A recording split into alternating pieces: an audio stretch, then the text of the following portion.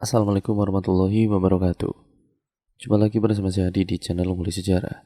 Dan pada video kali ini saya akan kembali lagi membacakan suatu kisah misteri. Kali ini berjudul masih tetap sama, yaitu Gunung Kematian.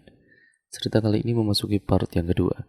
Jadi untuk kalian yang penasaran bagaimana kisah selanjutnya ataupun kelanjutan ceritanya, mari kita langsung saja menuju ke kelanjutan ceritanya. Perhatikan baik-baik karena ceritanya akan segera saya mulai.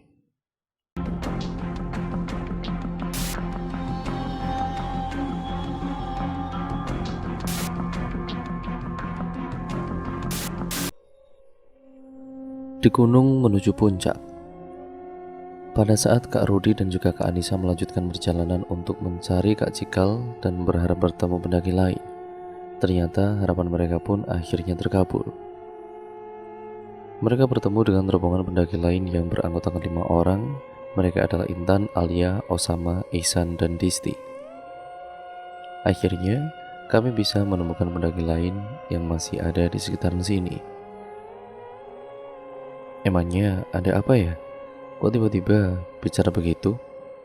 Padahal kita masih belum kenal.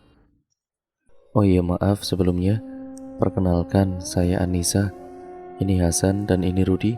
Sebenarnya kami sedang mencari teman kami yang hilang terbawa angin dan mencari bantuan pendaki lain. Loh, emangnya apa yang terjadi? Satu persatu teman kami meninggal. Entah karena kami melanggar aturan atau karena apa, kami pun tidak tahu sebabnya. Kami juga bernasib sama seperti kalian. Awalnya teman kami berjumlah 20 orang dan kini tersisa 5 orang. Dan mereka meninggal dengan cara yang sangat tragis.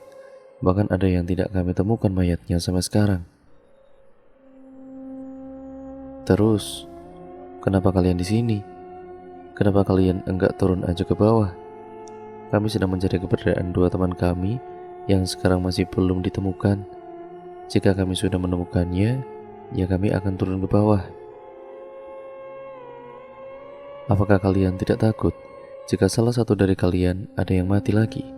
Sebenarnya kami takut, tapi prinsip kami adalah tidak akan meninggalkan teman di saat apapun. Setelah berbincang lama, akhirnya mereka pun pergi mencari bersama-sama.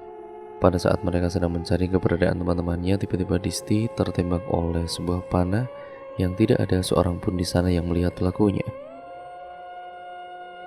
Seketika itu mereka pun berteriak. Kini mereka hanya tinggal 6 orang Ihsan. Disti, Disti. Seketika itu juga air mata Intan terjatuh deras karena ia tidak menyangka bahwa teman yang selama ini selalu ada untuknya kini telah tiada. Dan hasrat dendam kepada sang pembunuh membuat Intan tidak bisa berpikir dengan jernih. Aku akan membunuh siapapun yang telah membunuh teman baikku, walau dia adalah temanku sendiri. Sudah Intan, harusnya lo doain Disti supaya ia tenang di alam sana dan ditempatkan di tempat yang terbaik di sisi Allah Subhanahu wa taala. Benar apa yang dikatakan oleh Rudisan. Sebaiknya kita berdoa supaya Disti ditempatkan di antara orang-orang yang beriman, ujar Ihsan. Baiklah kalau begitu. Setelah mereka berdoa, mereka pun memakamkan mayat Disti dengan barang seadanya. Kemudian kita kembali ke rumah Pak Ana. Setelah aku dan juga Sita berbincang lama, datanglah Kak Yusri dari kamarnya yang habis mandi, dan aku pun menceritakan kembali tentang apa yang sebenarnya terjadi di gunung tersebut. Dan setelah mendengar cerita tersebut, Kak Yusri benar-benar merasa sedih. Dan Kak Yusri berpikir bahwa Kak Rudi dan juga Kak Anissa sudah tidak bisa diselamatkan lagi. Namun tiba-tiba saja Sita beranjak dari tempat duduknya dan berkata, jika kalian ingin menyelamatkan teman kalian yang tersisa, kalian harus mencari liontin milik Bu Esi yang hilang. Dan di sanalah petunjuk akhir yang kita butuhkan. Namun sampai sekarang belum pernah ditemukan. Ada yang mengatakan bahwa liontin itu sudah lama menghilang. Bahkan para penduduk pun sudah mencarinya namun tidak mendapatkan hasil. Maksudmu petunjuk terakhir? Iya, aku sudah tahu siapa sebenarnya dalang dibalik semua ini. Siapa? Nanti kamu juga akan tahu. Pada saat aku berbincang dengan Sita, tiba-tiba teringat sesuatu yang diberikan oleh kakekku pada saat di dalam mimpi. Itu adalah sebuah liontin. Oh iya Sit, aku teringat sesuatu. Apakah yang kamu maksud liontin ini? Ujarku sambil memberikan liontin. Bagaimana liontin ini ada bersamamu? Sudah puluhan tahun liontin ini hilang. Aku mendapatkan liontin ini dari kakekku pada saat dalam mimpi, dan tiba-tiba liontin itu sudah ada di genggaman tanganku. Apakah mungkin semua kejadian ini ada hubungannya dengan liontin ini? Kalau begitu, aku akan membukanya. Pada saat Sita membuka liontin tersebut, ternyata dugaan ia selama ini benar. Tepat seperti dugaanku, ternyata dialah dalam dibalik semua kejadian ini. Siapa Sid? Iya Sid, siapa? Ibu Kak Yusri. Sepertinya belum saatnya aku memberitahukannya kepada kalian. Setelah Sita tidak memberitahu siapa dalam dibalik semua kejadian ini, ia pun tidak mengembalikan liontin tersebut dan membawanya. Karena ia takut kalau dalam dibalik semua kejadian ini adalah salah satu dari pendaki yang mendaki bersama mereka. Di Gunung Kak Rudi beserta teman-teman lainnya berusaha untuk mati-matian untuk mencari jalan keluar dari gunung tersebut. Namun hal tersebut tidak mudah dilakukan karena ada banyak rintangan dan halangan yang telah menunggu mereka. Apakah mereka bisa selamat atau justru mereka semua mati dengan cara yang tragis? Kemudian kembali ke rumah Pak Ana. Sita mempersiapkan segala sesuatu yang dibutuhkan untuk menuju ke gunung tersebut, dimulai dari perkamen-perkamen kuno, keris, dan lain sebagainya. Aku pun berangkat bersama dengan Sita dan juga Kak Yusri menuju gunung tersebut. Sebelum berangkat, ayah Sita ini menitipkan pesan kepada kami, bahwasanya teruslah melangkah maju dengan sejuta keyakinan. Di perjalanan Sita banyak bercerita tentang keluarga yang tinggal di gunung tersebut. Aku dan juga Kak Yusri pun mulai merasa cemas dengan keadaan-keadaan teman-teman kami yang masih berada di gunung tersebut. Kami berharap mereka selamat. Saat kami mulai melihat jalan menuju gunung tersebut, rasanya perasaanku mulai tidak enak dan perasaan itu terus menggangguku di sepanjang perjalanan. Dan perjalanan pun terasa begitu jauh, mengingat kalau teman-teman kami ini juga turun, maka kami pasti bertemu. Saat di tengah perjalanan aku kebelet kencing dan aku pun kencing dahulu di bawah pohon besar yang cukup jauh dengan Kak Yusri dan Siva. Namun tiba-tiba, brak! Aku terjatuh di atas tanah, dan terakhir kali yang kulihat hanyalah sosok laki-laki berjubah hitam yang membawa kayu. Lalu pandangan mataku pun berubah menjadi hitam. Saat aku sadar, ya aku berada di sebuah gubuk yang sangat kusam dan juga bau, dengan keadaan yang terikat dengan tali di bawah tanah, dan aku pun berteriak, "Siapa saja tolong aku, tolong, tolong." Tiba-tiba terdengar suara langkah kaki yang masuk ke gubuk tersebut dengan jubah hitam yang menutupi wajahnya, dan dia pun melihat ke arahku sambil berkata dan mendekatiku, "Kau memiliki wajah yang bagus dan cukup tampan untuk seorang siswa SMK yang kucel, dan kau jadi idaman para cewek-cewek di sekolah. Tapi sayang, kebagusan wajahmu itu akan hilang seketika ketika aku mengambilnya darimu." "Siapa lo? Lo jangan macam-macam sama gue." Haha, pantas aja lo goblok. Lo tuh gak sadar diri ya. Di saat keadaan lo kayak gini, lo masih aja nunjukin sikap sok lo. Sekarang juga lo lepasin gue, cepet. Kalau enggak, oh berani ngancam ya? Ya ternyata nyali lo gede juga. Di saat kaki dan juga tangan lo udah terikat, lo masih ngancam gue. Ternyata benar kata orang-orang, lo tuh orangnya goblok ya. Lo gak lihat apa keadaan sekitar lo ini? Coba lo lihat ke sebelah kanan lo. Aku pun kemudian menengok ke sebelah kanan sambil meneteskan air mata. Kak Cikal, lo apain Kak Cikal? Lo yang bunuh Kak Cikal ya? Kenapa lo lakuin semua ini dan apa salah kita? Tadi ngancem-ngancem, sekarang malah mewek. Dasar banci lo. Kalau lo sedih, lihat dia sebentar lagi, lo bakal nyusul dia kok. Aku pun terkejut mendengar hal tersebut dan jantungku mulai bergetar dengan cepat. Kemudian kita kembali ke Kak Yusri. Kak Yusri dan juga Sita mencari-cari Dani. Namun mereka tidak berhasil menemukannya dan mereka pun putus asa untuk mencari Dani. Sit, udah capek banget kita nyari si Dani, tapi masih belum ketemu juga. Iya kak, aku juga capek. Tiba-tiba terdengar suara gemerisik di balik semak-semak, dan ternyata itu adalah Kak Rudi dan juga rombongan pendaki lain yang selamat. Lalu Kak Rudi dan juga Kak Yusri pun memandang satu sama lain dan berpelukan. Mereka berdua menangis terseduh-seduh. Mereka pun akhirnya menceritakan apa yang terjadi selama mereka turun dari gunung. Sampai akhirnya terlontarlah sebuah pertanyaan dari Kak Rudi. Oh iya Yus, kalau Dani kemana? Kok nggak kelihatan? Tadi dia masih sama aku, tapi dia pergi sebentar. Katanya mau kencing, tapi pas aku dan juga Sita mencarinya, dia udah nggak. Udah Yus, jangan sedih. Nanti kita cari Dani sama-sama. Tidak semudah itu, timbal Sita tiba-tiba. Siapa kamu? Tanya Kak Rudi. Oh iya Rud, kenalin nih, namanya Sita. Dia adalah penduduk asli desa sini, dan dia yang udah nolongin gue sama Dani. Terus, yang ikut sama lo itu siapa aja? Oh iya, ini namanya Intan, Osama, Ihsan, dan juga Alia. Mereka juga bernasib sama kayak kita, yaitu kehilangan teman-temannya. Iya kak, kami udah kehilangan Disti dan juga 2 teman kami lainnya. Emangnya kalian berasal dari mana? Kami berasal dari Cirebon, dan kami berangkat kemarin sore. Namun, entah mengapa sampai sekarang kami masih belum sampai puncak, dan akhirnya kami bertemu dengan Kak Rudi, Kak Anissa, dan juga Hasan.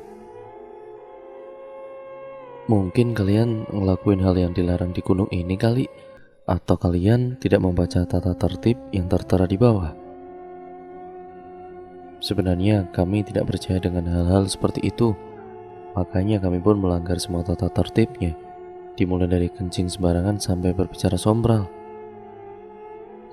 Nah, itulah yang menyebabkan kalian celaka. Begitulah ujar Sita.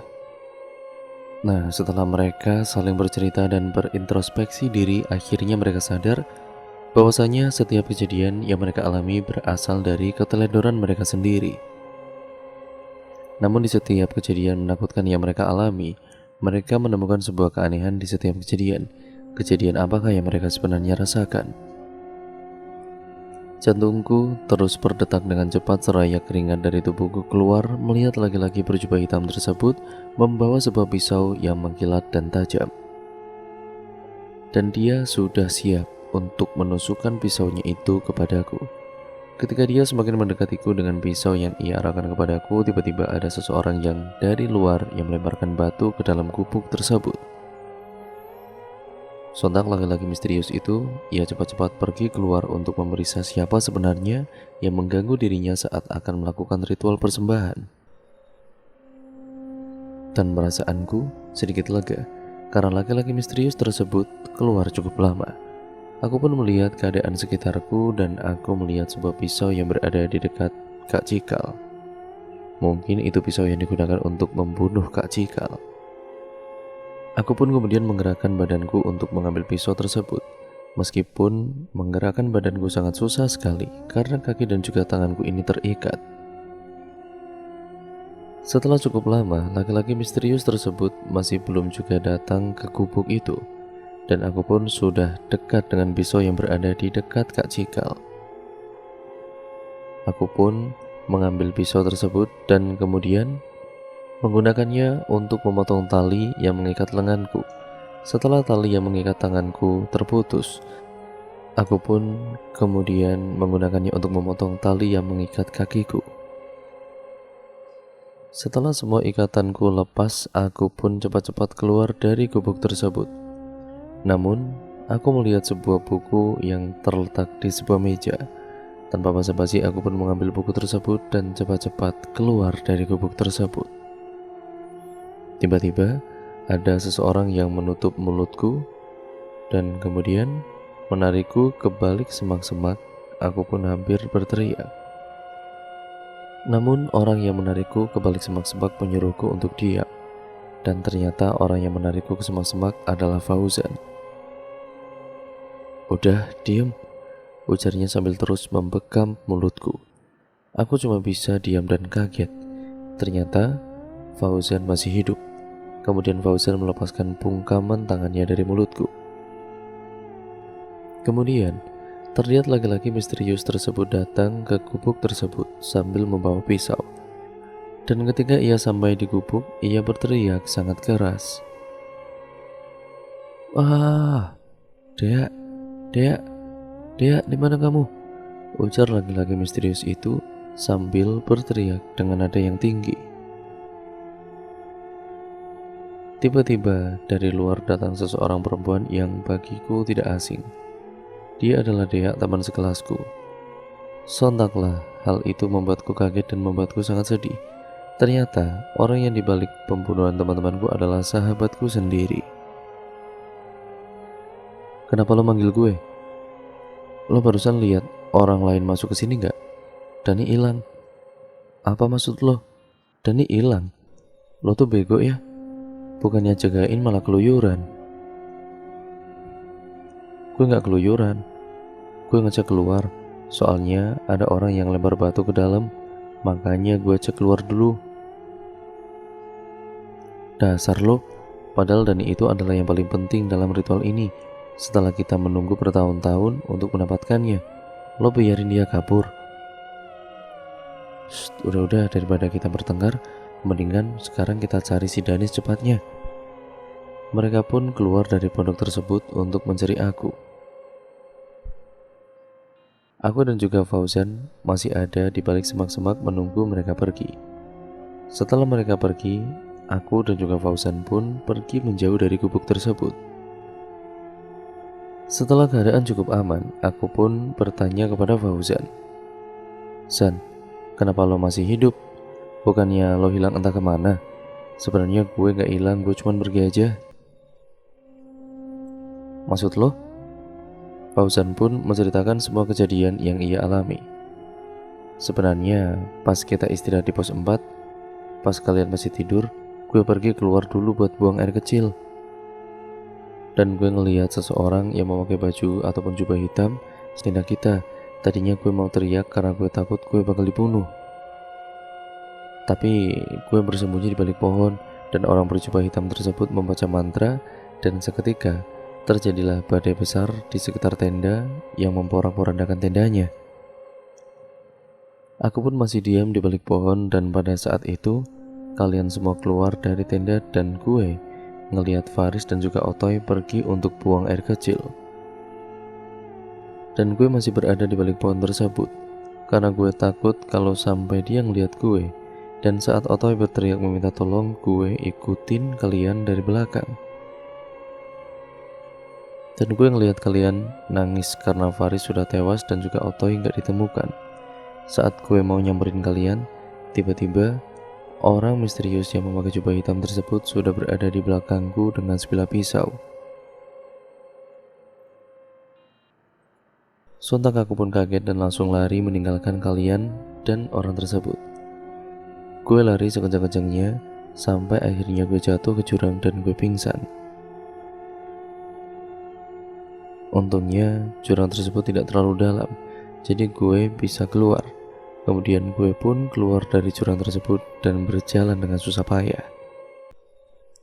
Sampai akhirnya gue ini nemuin gubuk ini dan gue ngelihat lo sedang diikat. Gue pun mikirin bagaimana caranya supaya lo itu bisa bebas.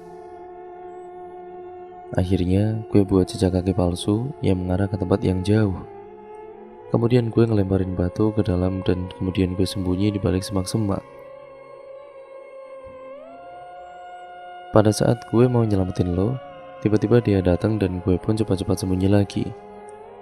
Tapi dia nggak masuk ke dalam, dia pergi lagi. Dan ketika lo lari keluar dari gubuk itu, gue ngembungkam mulut lo karena gue ngeliat laki-laki berjubah hitam datang lagi. Oh iya, bagaimana lo bisa keluar dari sana? Sedangkan kaki dan juga tangan lo keikat. Gue bisa keluar karena bantuan Kak Cikal. Maksud lo? Iya, gue nemuin pisau di dekat Kak Cikal. Lalu gue ngambil pisau tersebut dengan susah payah dan akhirnya gue bisa bebas. Terus sekarang Kak Cikal gimana? Kak Cikal udah gak ada, ujarku sembari menangis. Udah lo jangan nangis, jangan ngamat. Tapi udah. Sekarang gimana caranya kita bisa berkumpul dengan kawan-kawan yang lain? Apaan tuh yang lo bawa? Tadi gue nemuin buku ini di gubuk tersebut dan gue bawa, siapa tahu bisa berguna. Sini gue lihat. Fauzan pun kaget melihat isi buku tersebut. Apakah isi dari buku yang dibaca oleh Fauzan? Sampai-sampai membuatnya dia kaget. Sudah kuduga sejak awal. Maksud lo? Ini adalah buku pemujaan setan. Sumpah, gue gak ngerti apa maksud lo. Sini lo, gue jelasin. Ini adalah buku yang isinya tentang pemujaan setan yang ditulis dengan huruf Jawa kuno. Buku ini menceritakan bagaimana cara membuka antara gerbang penghubung dunia manusia dengan dunia makhluk gaib. Terus apa hubungannya antara teman-teman kita yang jadi korban? Itu mungkin salah satu syarat yang harus dipenuhi. Coba lo baca bagian ini. Gue kan gak bisa baca huruf Jawa woy. Sorry gue lupa. Kalau gitu gue yang bacain deh. Tulisan ini isinya adalah syarat bagaimana membuka gerbang dunia manusia dan dunia gaib. Dan di sini ada 7 syarat yang harus dipenuhi. Yang pertama, membutuhkan tumbal manusia sebanyak 100 orang.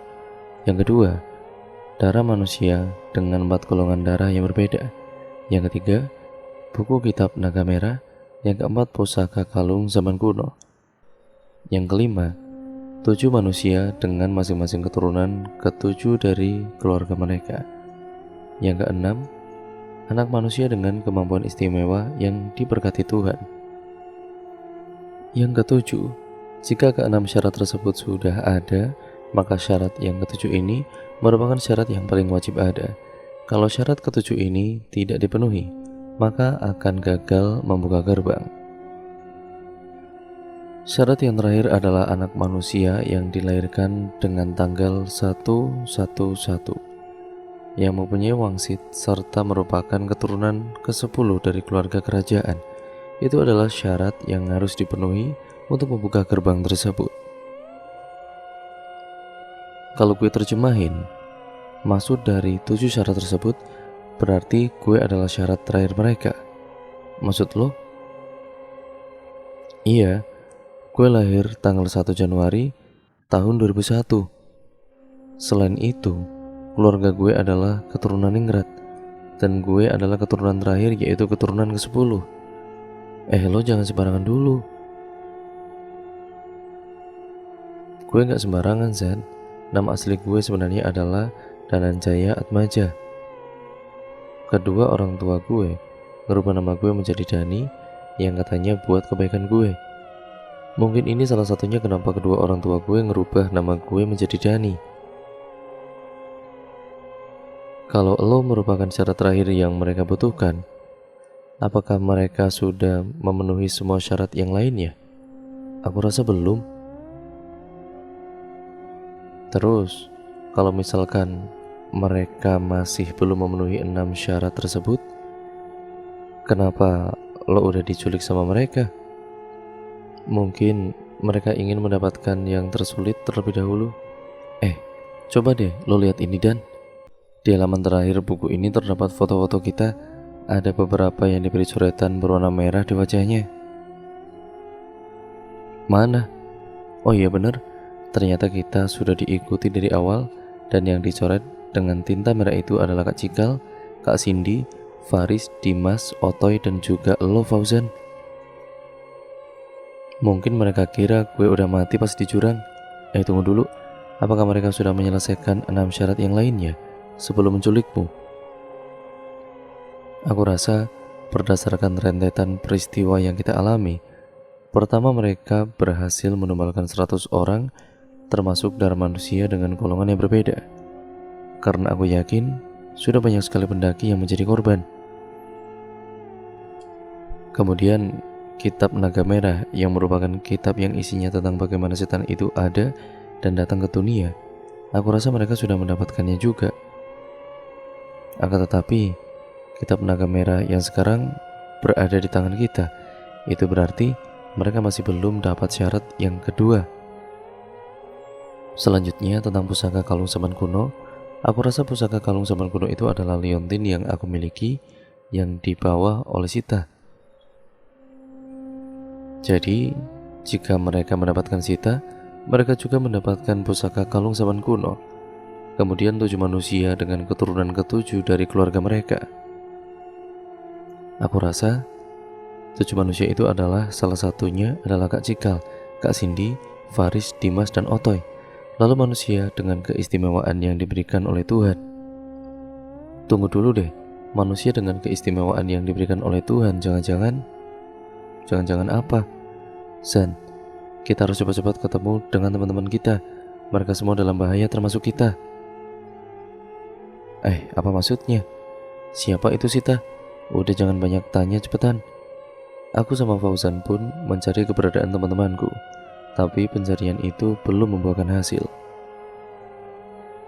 Karena sepertinya aku dan juga Fauzan serta teman-teman yang lagi dicari sudah semakin jauh masuk ke dalam hutan di gunung tersebut. Di samping itu, Kak Yusri dan juga teman-teman sedang mencariku, dan mereka pun akhirnya kelelahan sampai akhirnya mereka pun beristirahat di bawah pohon. Sumpah, gue udah gak kuat buat jalan lagi. Istirahat lagi dong. Aku benar-benar lelah nih. Ajak Kak Yusri. Ayo Yus, jangan ngeluh gitu dong. Iya Yus, kamu pasti bisa. Sebaiknya kita istirahat dulu. Kasihan Kak Yusri. Selain itu, sepertinya kita udah sangat jauh masuk hutan gunung ini. Karena ini pertama kalinya aku berada di daerah ini, dan daerah ini terasa asing bagiku, timbal Sita. Ya berarti kita tersesat dong. Tenang dulu, meskipun kita tersesat, aku rasa kita bisa menemukan Dani, karena firasatku mengatakan mereka ada di daerah sini. Pada saat Kak Yusri dan juga teman-teman yang lain sedang beristirahat, tiba-tiba di balik semak-semak terdengar bunyi srek, srek, srek. Dan semua yang ada di sana pun kaget, dan mereka semua pun berdiri karena takut ada apa-apa. Dan ternyata di balik semak-semak itu keluar Dani dan Fauzan. Lalu air mata pecah seketika, karena mereka pikir Dani dan juga Fauzan udah gak ada.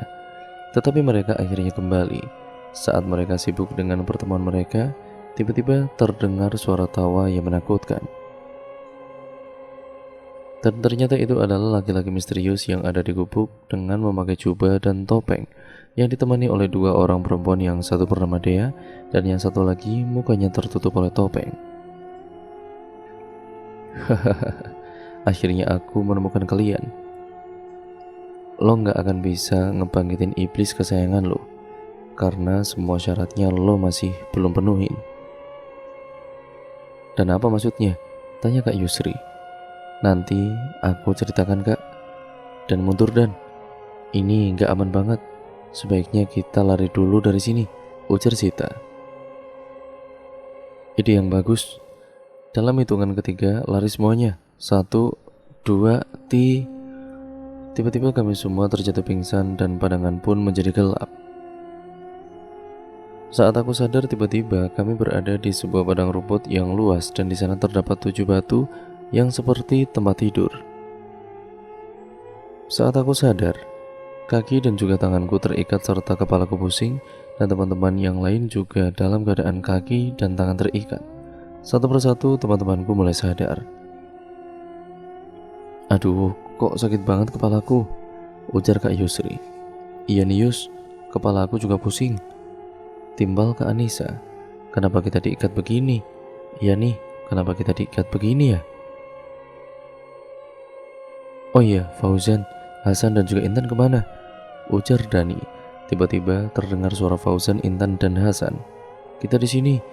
Untunglah kalian selamat." "Loh, kok lo semua gak diikat?" ujarku. Tiba-tiba terdengar bunyi seperti tepuk tangan di belakang kami, dan itu adalah laki-laki misterius yang memakai topeng. "Kalian memang hebat dalam bersandiwara." "Siapa?" "Kami." "Oh, kayaknya ada yang kegeeran." "San, cepat lepasin kita semua. Dia semakin mendekat," suruh Kak Yusri. Sita pun langsung menyambar. "Jangan-jangan kalian bertiga?" "Iya, kami adalah anggota kelompok dari sekte ini." "San, lo pasti bercanda kan, Zan?" tanyaku. "Sorry Dan, sebenarnya pada saat gue ketemu sama lo, gue cuma pengen mastiin kalau lo itu bener apa enggak sebagai keluarga kerajaan, dan lo sudah memberikan rahasia yang lo miliki." "Kalian bertiga memang sangat hebat dalam bersandiwara," ujar laki-laki misterius itu. "Ini gak mungkin," ujarku. "Lo udah kena jebakan gua." "Siapa lo sebenarnya? Lo mau tahu gue?" ujarnya sambil membuka topeng. Sontak, semua orang yang berada di sana pun ya terkaget-kaget, kecuali para anggota sekte dan juga Sita. "Gak mungkin, ini semua gak mungkin," ujar Kak Yusri. "Ya, gue adalah Otoy. Dan perlu kalian ketahui, semua rencana perjalanan sampai dengan pembunuhan itu gue, Dea, dan juga dia yang udah rencanain," ujarnya sambil menunjuk ke salah satu orang bertopeng yang lain. Lalu orang yang memakai topeng tersebut adalah Syafira. "Ini semua gak mungkin," ujarku. "Bisa saja mungkin, karena karakter seseorang itu gak mungkin terlihat hanya dari luarnya," tungkas Syafira. "Terus kenapa kalian semua melakukan semua ini kepada kami? Hanya untuk satu tujuan, yaitu membangkitkan ajaran sekte keluarga kami yang telah lama hancur," ujar Otoy. "Lalu apa hubungannya dengan kematian teman-teman kami? Bukankah kita aman?" ujarku. "Sejak saat aku datang ke sekolah, aku sudah sendiri tanpa orang lain." "Lalu kenapa lo ngebunuh semua orang yang mendaki ke gunung ini?" "Baiklah kalau begitu, aku akan bercerita sedikit sebelum kalian mati satu persatu. Dulu, keluarga kami merupakan penganut sekte naga merah yang menjadikan iblis merah sebagai tuan kami, dan sekte ini telah menyebar luas ke berbagai pelosok. Namun keberadaan sekte ini diketahui oleh pihak agama yang melarang untuk membuat sekte terlarang ini, karena sekte ini selalu menculik orang-orang mempersembahkannya kepada iblis merah. Pada saat itu, keluarga kami sedang melaksanakan persembahan. Tiba-tiba kami diserang oleh kelompok-kelompok agama yang mengetahui tentang keberadaan sekte kami ini. Sampai akhirnya mereka membakar tempat peribadatan kami, lengkap dengan orang-orang penganut ajaran sekte tersebut. Dan pada saat itu, aku dan juga 9 orang lainnya masihlah anak-anak. Sehingga kami hanya bisa menangis melihat kedua orang tua kami yang mati terlahap api. Namun sebelum mereka mati, mereka membisikkan sesuatu kepada kami, yaitu balaskan dendam ke semuanya. Semenjak saat itu, aku dan juga 9 orang yang tersisa mempelajari tentang ilmu sekte ini. Namun, lagi-lagi praktek ini diketahui lagi dan akhirnya 2 orang teman kami mati. Kami pun yang tersisa berjumlah 8 orang. Sampai akhirnya kami pun berpisah karena kami takut keberadaan kami akan diketahui lagi. Kami menyebar ke berbagai daerah untuk mengasingkan diri, dan kami mempelajari ilmu sekte ini secara mandiri. Sampai akhirnya kami berlima bertemu kembali di sekolah yang sama dan kelas yang sama pula. Namun kami mendapat kabar bahwa 2 orang teman kami telah dibunuh karena terbukti memiliki tanda sekte naga merah. Setelah hal itu, Kami pun semakin berhati-hati dan kami pun menyembunyikan tanda sekte naga merah kami. Tapi, bukankah tempat tersebut hanya dihuni oleh satu keluarga dan terjadi kebakaran yang tidak disengaja? Tanya Sita. Siapa bilang? Kata Syafira dengan nada yang tinggi. Kamu tahu rasanya kehilangan orang tua yang selama ini merawat kita meninggal dengan cara yang tragis seperti itu. Sekarang kalian akan merasakan apa yang aku rasakan, termasuk lo bocah indigo, ujar Fauzan sambil menatap ke arah Sita. Akhirnya aku bisa merasakan kenikmatan yang aku inginkan sejak lama, yaitu membunuh seseorang. Timbal Otoy. Lo udah gila ya? Lo mau ngebunuh kami semua ini cuman buat pemujaan sama iblis yang lo dan teman-teman lo sembah, ujarku. Terus kalau kami gila, lo sama teman-teman lo punya hak larang gue, tunggas Otoy. Kami bukan mau ngelarang, cuma mau ngingetin aja apa yang kalian lakukan semua berbuat itu ya benar-benar salah. Jangan sok bijak lo.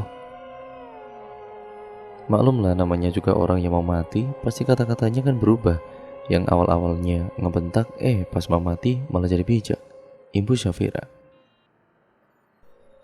Kami bukan yang sok bijak, kami hanya ingin memberitahu bahwa jangan sampai kalian seperti kedua orang tua kalian yang seperti dulu, yang hanya mengejar harta dunia, ujar Kak Anissa. Udah deh Kak, jangan ngomong sama mereka. Hati mereka udah tertutup sama harta dunia. Lo persetan, jawab Fauzan dengan nada tinggi. Otoy berjalan ke arahku sambil memperlihatkan senyuman iblisnya, dan dia menatap wajahku sambil berkata, apakah kau ingin membunuh iblis merah? Kalau begitu, bunuhlah sekarang juga. Tiba-tiba, Otoy pun berubah menjadi sosok yang mengerikan dengan tubuh yang berwarna merah dan besar, serta kukunya yang panjang dan giginya yang runcing, yang siap untuk melahap mangsanya. Semua yang ada di sana kaget, termasuk teman-teman Otoy, karena Otoy adalah wadah jelmaan iblis merah itu sendiri, dan sepenuhnya dia sudah dikendalikan oleh iblis merah. Hahaha, apakah kau ingin membunuhku bocah? Apakah kau tidak takut? Gue gak takut, ujarku dengan lantang. Tiba-tiba iblis merah mengambilku dengan tangan kotornya yang menjijikan. Semua teman-temanku pun berteriak histeris, kecuali para anggota sekte. Namun secara ajaib, tiba-tiba muncul cahaya yang menyilaukan dari balik bajuku, dan cahaya itu adalah cahaya liontin yang diberikan oleh seseorang kakek-kakek dalam mimpiku. Sontak iblis merah pun menjadi tidak karuan dan berteriak-teriak dengan keras, dan aku pun terjatuh dan tali yang mengikatku ini terlepas, dan iblis itu berubah menjadi Otoy kembali. Namun Otoy terjatuh tidak sadarkan diri, dan teman-temannya mengerumuni dia. Aku pun dengan cepat melepaskan ikatan teman-temanku, dan kami pergi berlari secepat mungkin yang kami bisa meninggalkan tempat terkutuk tersebut. Hei, mereka kabur, teriak Fauzan. Cepat, kita harus mengejar mereka sebelum mereka pergi jauh dari sini. Lalu Otoy pun sadar dari pingsannya. Kok kepala gue pusing banget sih? Barusan lo berubah jadi iblis merah. Tetapi karena kekuatan iblis merah belum cukup, ditambah dengan kekuatan liontin yang ada pada Dani, akhirnya iblis merah tidak bisa melahap mereka semua. Apa kau bilang? Terus sekarang mereka kemana? Sekarang mereka udah kabur. Apa? Dasar pengikut-pengikut bodoh. Kenapa biarin mereka kabur? Maaf Toy, kami gak bisa ninggalin kamu di sini. Dasar tidak berguna. Lo jangan seenaknya ngomong begituan. Lo juga salah. Kenapa lo ngeluarin iblis merah saat belum waktunya? Toy, lo jangan seenaknya sama kita-kita. Tanpa kita lo gak akan bisa ngedapetin semua keinginan lo sekarang. Iya Toy, mereka benar, ujar dia sembari menenangkan Otoy. Iya mungkin kalian benar, tapi untuk sekarang kalian sudah tidak berguna. Maka dari itu, aku akan melahap semua kehidupan kalian. Sontak semua yang ada di sana kaget, dan tiba-tiba Otoy berubah menjadi iblis merah lagi dan memakan semua pengikutnya yang tersisa tanpa terkecuali. Dan cerita pun akhirnya bersambung ke part yang selanjutnya, yaitu part yang ketiga ya teman-teman, yang nantinya sekaligus menjadi part terakhir dari keseluruhan alur ceritanya. Jadi untuk kalian yang penasaran bagaimana keseluruhan alur ceritanya dan part akhirnya, kalian bisa menontonnya di next video ya teman-teman. Dan sekian video ini saya akhiri, kurang lebihnya mohon maaf ya teman-teman. Jangan lupa like, comment, dan share, serta subscribe dan juga nyalakan tombol lonceng notifikasinya agar kalian tidak ketinggalan video terbaru selanjutnya dari channel ini. Sekian dan terima kasih. Wassalamualaikum warahmatullahi wabarakatuh.